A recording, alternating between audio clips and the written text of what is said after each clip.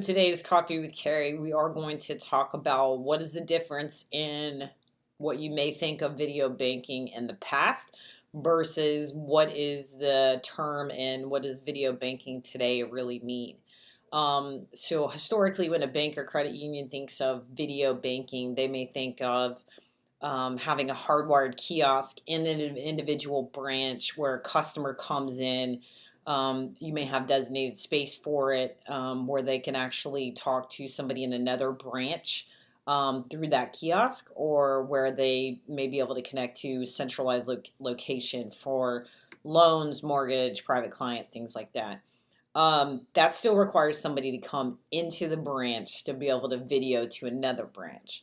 Now, if they're already there, hey, that's not a problem. It creates that face-to-face communications. But if they didn't want to come into the branch in the first place and they wanted to video into the branch, it wouldn't solve that problem.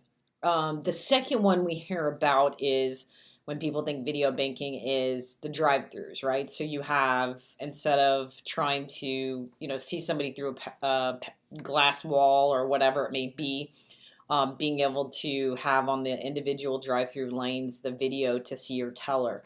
That's definitely great in creating that personalized relationship, letting to know who's, processing a deposit or a withdrawal, whatever it may be. But I still have to go to the branch to go through the drive-through, which kind of defeats the whole customer convenience from that perspective. And then the third one we're kind of hearing more and more about is as branches reduce footprints and want to increase geographical areas, putting in video ATMs.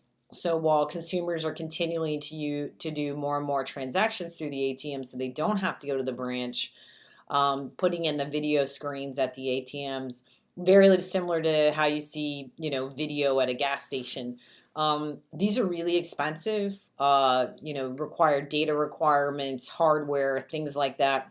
And so it's not that scalable in a sense of, you can't have one in every ATM. It's very strategic and, long time frame of planning and implementation, things like that.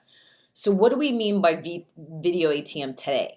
So when we talk about video ATM today, it's using the consumer's own device. So whether they have an iPhone, an Android, tablet, whatever it may be, giving them the convenience to connect wherever they're at. So kids' soccer game, home, office, on vacation, with the click of a button, they're able to video connect into, could be their local branch that they're used to, could be a branch 100 miles away that has a specialist, a specialty person.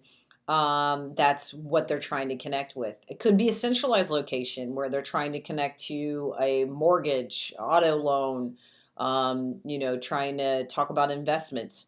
But it builds that face-to-face relationship and doesn't cost, huge amounts of money to implement hardware, software, or, have any IT resources that have to be dedicated to this.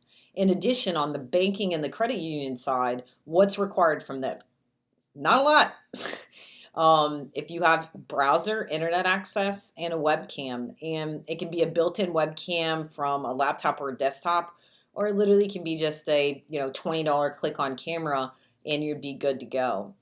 This allows it to scale because pretty much any employee at any location has a lot of that stuff today. Or you just need to buy them a USB camera for 20 bucks and they should be good to go. Now you can connect all your branches, you can connect your centralized locations, you can distribute that out, so you have the branch distribution. Well, that's it for Coffee with Carrie today. Hope you enjoyed the old school video banking versus new school video banking.